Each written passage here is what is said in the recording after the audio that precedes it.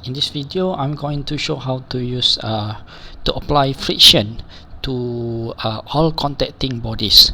So in this case here, so what we're going to choose is you go to contact to the automatic one-way surface to surface. So since this is 2D, so we're going to have plunge sheet, die sheet, blank holder sheets. Okay, so let's look at the LS-DYNA. So we look here. As the punch goes down, so what we're going to see is that the punch will make contact with the sheet surface, right? So meaning that punch and sheet surface is going to be one contacting body, and the second one between blank holder and the sheet, which the blank holder apply pressure to the sheets, right? So meaning that this is the second contact, and the last one we can see here is the between die and sheet, where due to the blank holder force, so this force is transferred through the sheet and goes to the die. So meaning that there are 3, 1, 2 and 3. So you go to frictions, so you click on all, collapse all, and go up, and you can see contact here. Okay, there are too many contact around here. Okay, so what you need is automatic one-way surface to surface, because they are one way only. Okay, much better to use. So since there are too many, so since also we are going to focus on 2D geometry, so scroll down, you can see 2D. So there are 2D automatic single surface, not to surface. If you choose not over the surface, so in this case we want to select over part between this part punch and this part sheet. Okay, between blank holder and between the sheet, and between the die surface and the blank and the sheet surface. So meaning that we want to choose part. So in this case, it's better to use 2D automatic surface to surface. Since this is one way, so we choose one way only. So there are two possible contact you can choose, either node to surface, between node here, node at each node at the punch towards the sheet part. Okay, or that, or part to the part. So meaning that in this case I want to have a part to part for the punch and part for the sheet, so we choose this. But then since we can create this, but the problem here is that here we need to have a part number. So since we don't have that, we need to create one. So how to do it? So we close this first, and you go to model part, and you go to create entity, or you can go to here FEM model part create entity. You go to here set data, and you choose set part here. Okay, so here you choose create. Okay, so now you can select by part. Okay, so you can select area if you want.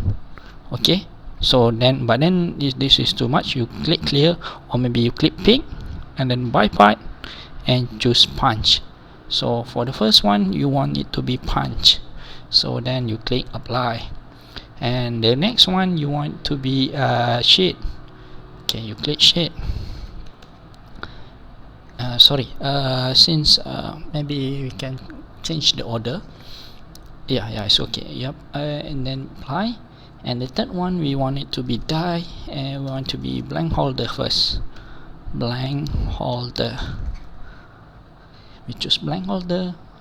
Okay, you need to choose one part only in this case, because we want to sign this contact. Then last one die, choose this part and then apply. So we have 4 now, so that sense is done. So go to choose, you click none to deselect all this part.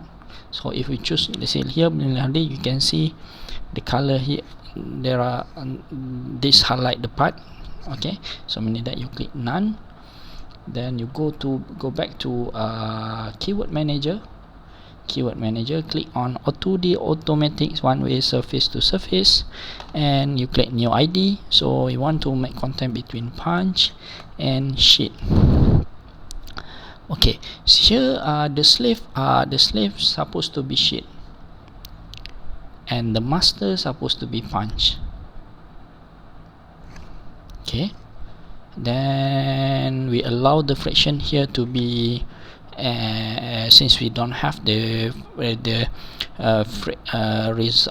do not obtain the result from friction value from the friction test, so we just assume that is to be have some very small value, 0.05 between this surface, and then we create the next one between the blank holder and the sheet.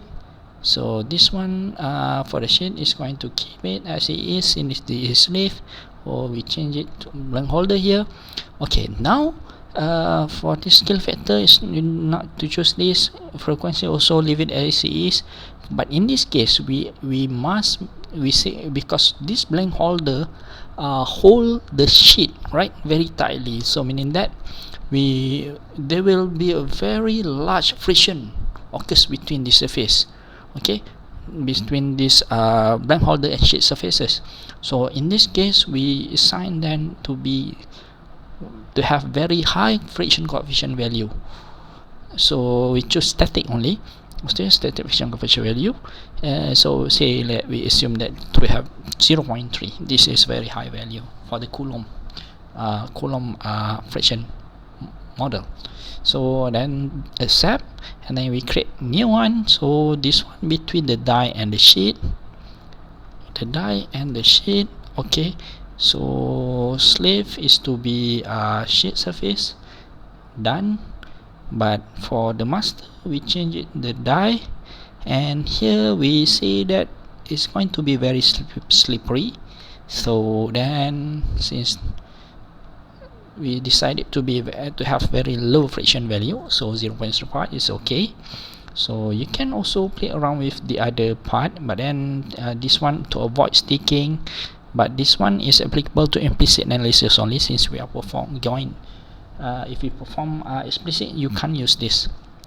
Okay, and the rest you can leave it as a default. So accept, okay, done. So now we are finished with this. So okay, then I'm going to teach you say that we can also assign something like we can control the movement of the friction of the contact between all the contacting bodies. How to do it? So we go to control. This is just an option. If you don't want to do it, it's okay. If you want, then you can do it. It's not a problem, except that this will increase the computation time only. So you click on contact. So you select all are default. Okay, it's okay, all are default, except that this maybe here you can apply penalty. Okay, this is what people always play around with the penalty options.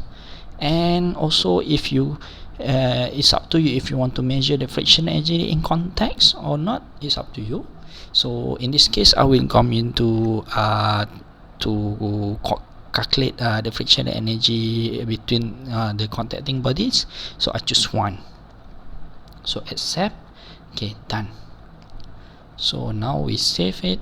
So we are finished with the friction.